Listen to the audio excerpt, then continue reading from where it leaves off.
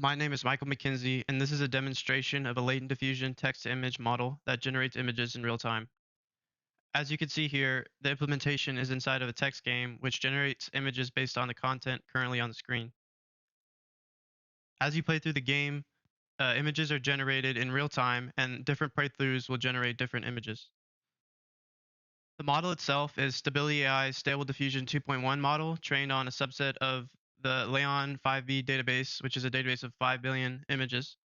The API is built from Stable Diffusion Web UI tool, running the model on a local server and exposed to the web using ngrok, so anyone can hit the server to request the API.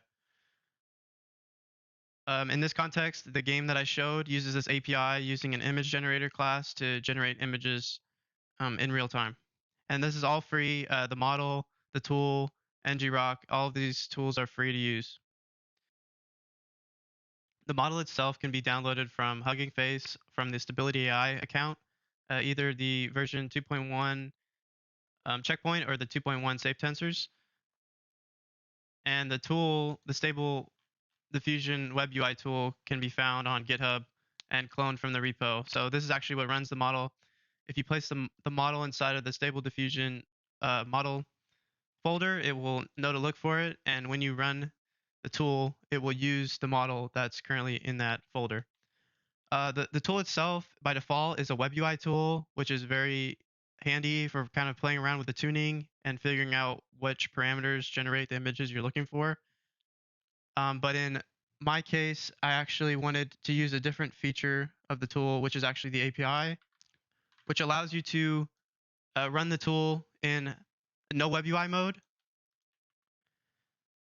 So that version of the tool can be launched like this, but in my case, I actually want to use the API. So I launched the tool using the no web UI option, and that allows me to spawn a local server where I can make API requests to the model, and it can provide me with images back.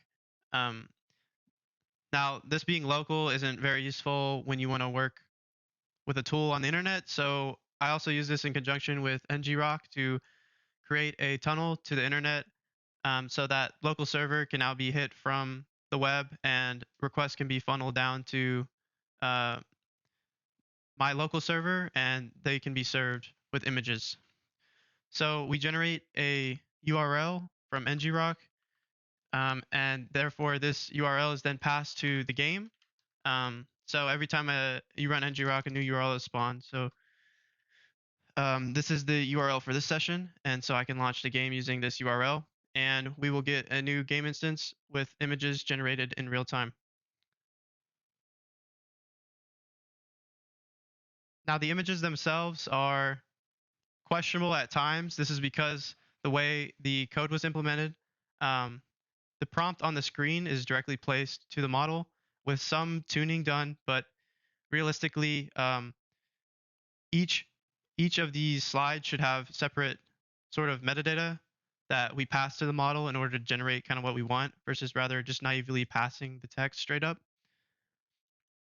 Um, this is as seen here, where this is the prompt I'm passing to the model. So I do give it some tuning parameters, such as I want a realistic style in the style of Apocalypse, because the game is a zombie game. And then I request it to produce an image depicting the following with the scene text there. Um, I'm not sure how well this part actually does, but it sounds good in my head, so I used it and it seems to work decently well. I do provide some negative prompt parameters, like things like text, low quality out of frame. Don't really want text. We want to see nice images that are not really abstract. Since you're playing a game, you kind of want the image to describe what's going on currently.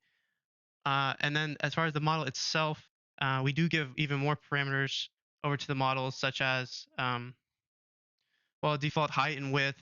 The negative prompt as shown there. I don't want it to restore faces because the model has a weird thing while restoring faces. It tends to make them look kind of weird. Tiling, I don't want tiling in this case because I want single images, not like kind of abstract artifacts. And steps, the steps argument, I kept it kind of low because this is a real-time application, so I don't want the image generation process to take too long, more than say like a couple seconds. And then the CFG scale, I've kind of left to a default. As they say, this kind of works the best, and in my case, 7 seemed to work the best. So yeah, that's what kind of provides you with this output that you get. Um, but again, like I said, what is fed to the model is directly the output that you see on the screen. So you kind of lose context from previous slides that would maybe be useful. We might see this coming up. So you see, this story is right now a dad talking to his son. Um, but as you progress, you kind of lose like what happened on the last slide. So here, take this. Remember, it isn't a toy and should be your last resort.